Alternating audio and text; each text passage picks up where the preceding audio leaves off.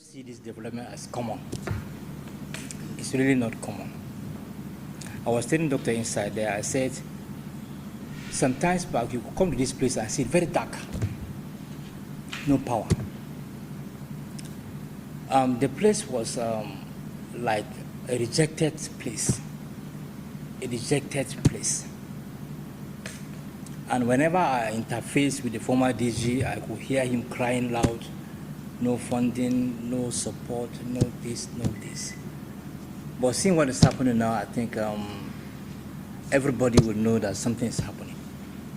And so we are witnesses that something good is happening here. And the media, we are always very reserved when commending people. But when the time comes, we commend people. Even though we are reserved, but when you do something good, we commend you.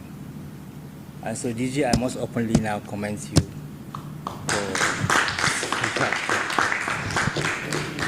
And I want to appeal to the coordinator of HBN that whatever thing you could do within your efforts, I know you have the connection here and there. You are a strong voice.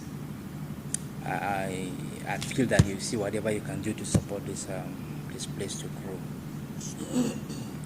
And I also want to ask the DG to, even though you said earlier that you have created some problems for yourself because of the media interface, but you can't run away from us. So I pray that you open up. Thank you very much. Wondering what is happening here. It looks like, in fact, it is an abandoned building. Truth to be told. Even when the former president, Goodluck Jonathan, came to commission a project here, because there was no power supply, the activities were done outside. It was prevented from entering into the building as of 2014. But with you, so many things have changed. But it has changed, but it is not being to the world. It's like somebody, winking in the dark and nobody's seeing nobody. Dr. Magashi is known for, being people like you to not only Nigerians but to the world. If I may suggest, you need to be, your visibility need to increase. In the time past, the former DG, you see him, everywhere, morning shows, current affairs program, talking. If you can do that time, you have so much to talk about, so much. Many times I've tried to, and of course our colleagues here have tried to reach you, but the issue is your TAs will say write. You don't have that time to write. Who has time to write? Do you have time to write and invite I was here last year. What he did was take my card, write to me. So you have done so much. But one thing I would like you to comment on, and I want to have it on record, is this 2.2 vaccine and biotech research. The criticism, I'm not that way, Our lack of engagement of the media is a weakness that we have, and is a weakness that has now become clear that we must address. And I can guarantee you that from this meeting going forward, we will begin to take steps to address that weakness. Take it for granted. It doesn't mean that I'll be available for interview tomorrow. It may take 6 months to implement, but believe you me, we will begin to address it. So take that for granted. Yeah. Now, for regarding the specific questions that came from Director Rachel Iyema Abuja, we were part of the meeting in Ghana, but I'm glad some of your colleagues have given a picture of where we are coming from. I inherited debts of close to 500 million. Till today, I'm still paying debt. At the time we were appointed, I had so many staff that hadn't been trained, whether locally or internationally. Now we've reversed that, and every staff member of NIPRD has benefited from at least one training episode in my time here. When I was appointed DG, in my whole IT department, only the head of IT had a laptop, and that laptop was 6 years old. As at today, every single confirmed staff member of NIPRD has received an IT device to support their work. And when you look at everything we've done in a short span of 3 years, you'd actually appreciate how far we've come. So, coming back to the question of the meeting in Ghana, yes, we were invited, but unfortunately, due to funding constraints, we couldn't make the kind of presentation that we should have made commensurate to that was made by our sister agency, who gets billions in IGR. However, our minister, Minister Mamora, who attended, was fully briefed on what we were doing, and our activities formed part of his presentation.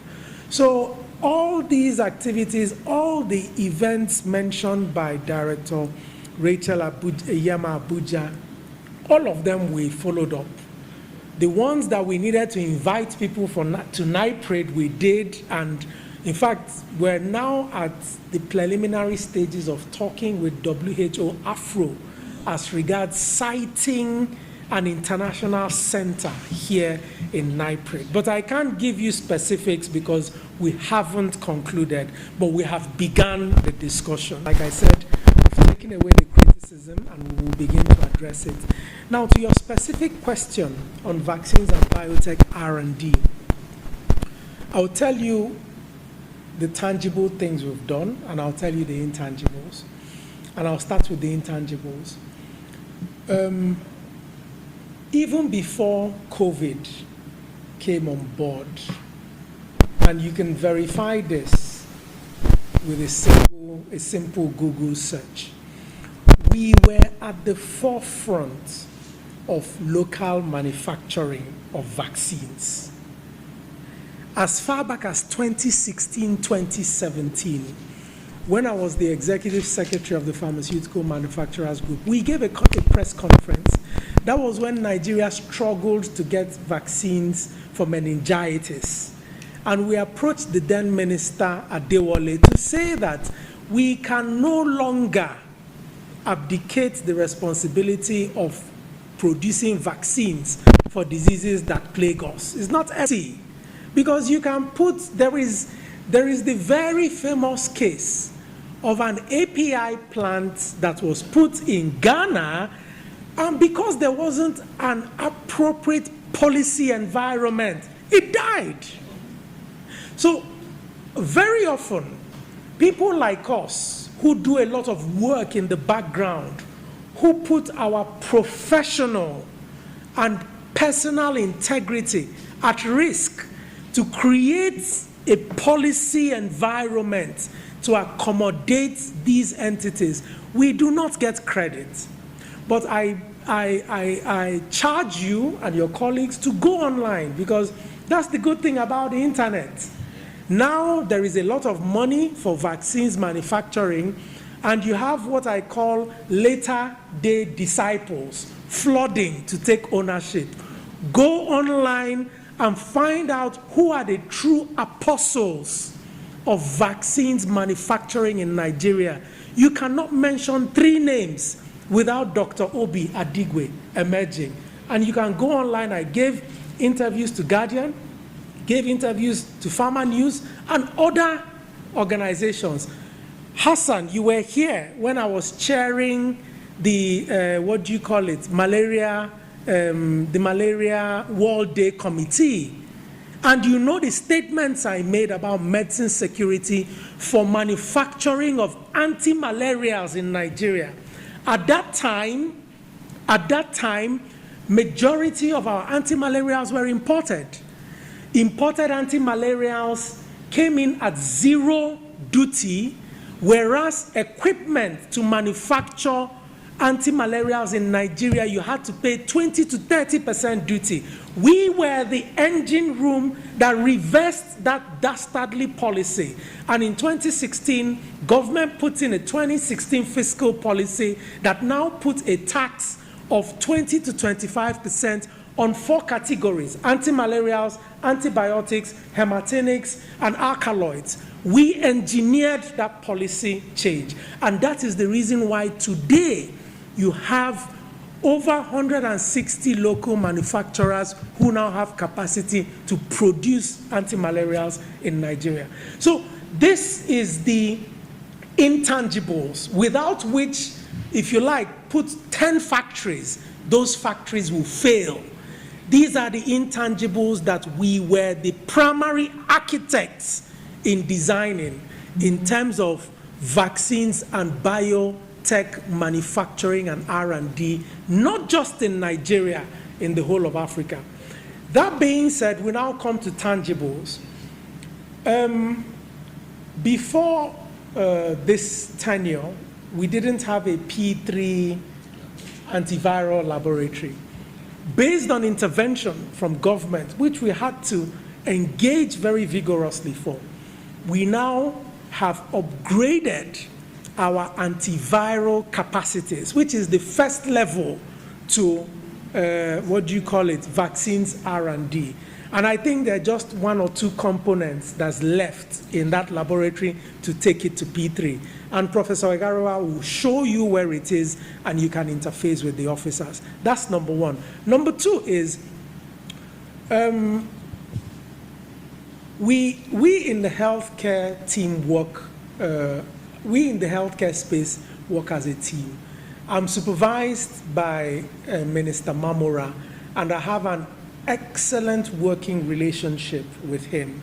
And a lot of times, the work we do here are presented by either our ministers and our SGM. So for instance, the sanitizer research we did, you won't hear that is Obi Adigwe or Erarewa or Danraka that did it. You will hear the announcement from Boss Mustafa or Olorunibe Mamora. But it is us that did the work. It's NIPRD that did the work. So before the big announcement that came internationally, I think it was in January or February, over Christmas, we had a series of meetings where we needed to develop a united position for vaccines manufacturing and R&D, okay? And that's the reason why I charged the people on this table to stand up and recognize, while we were recognizing our big Oga in oil and gas, I also remembered 3 people here. I remembered Kolawole, I remembered Osunko, I remembered Yakubu Yaba. Yakubu Yaba was my vaccines R&D desk officer. And we began to prepare the concept notes for vaccines manufacturing and R&D presentation, which the minister was meant to take to America in December. We began to prepare it on the 10th of December, right? Dr. Yakubu Yaba, the desk officer, in the middle of that document, entered into a diabetic coma and lost his life. He died in the 3rd or 4th week of December. My staff, because my staff had other things doing, what did I do? That Christmas period, I was ill, but I knew the importance of this project. And I did what? I collected the last material that Yakubu Yaba had submitted to me and fleshed it up, brought it up to world standard, and submitted it. So the presentation that Minister Hanire made in America had NIPRD's input. And that's the reason why in January, February, when you heard the announcement that 4 countries had been chosen, Nigeria, Egypt, South Africa, there were Tunisia and 1 or 2 more. it was because of these things we had done and submitted. But you will not hear NIPRD, you will not hear Obi Adigwe, you will not hear Egarewa or Danraka. So rest assured that in this space, and while I'm on the subject, let me put on record a slight correction. It has become very disingenuous for people to separate vaccines from drugs. That is a fallacy. Vaccines are drugs, okay?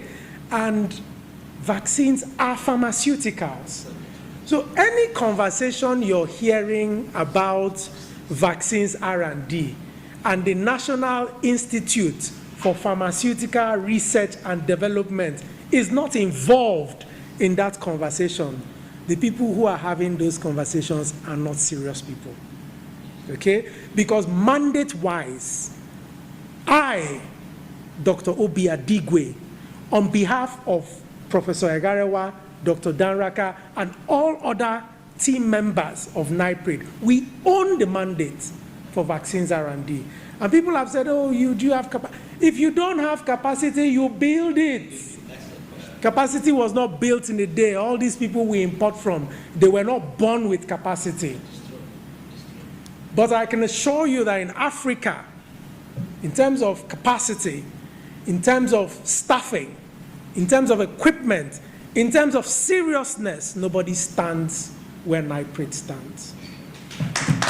And his co-conveners for the second best conference on COVID-19, which was held last year. Because the best conference on COVID-19 was the one that was held by NIPRD.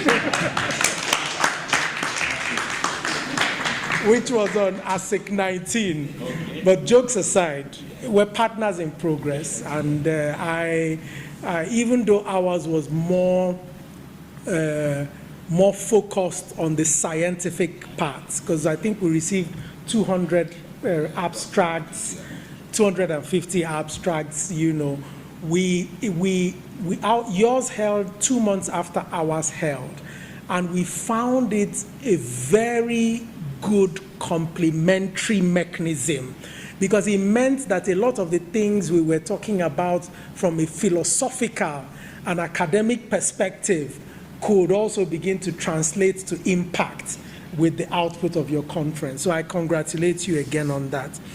And in the spirit of opening up to the media, please, Professor Egarewa, we have a standing embargo that people don't take videos of our labs, but I would use my executive power to give a waiver now when you people are going through the labs. If they request for videos, yeah, put in the highest international protocols in place and give them access to videos. We also have some what do you call it, of the product. So I'll pass through the products and then you can get the screen grabs from Charles. Colleagues here have mentioned it. You have a reputation for heading an organization that is very, very serious-minded, that is focused on developing our inherent capacity, but also focused on looking at Africa. And that's why I think that this partnership will get off to a very great start. They've also told me informally that you're the most connected man in healthcare. That's the one I will not, you know, just like the journalist, I will refuse to reveal my sources. I haven't seen the evidence of that, but I believe the people that told me.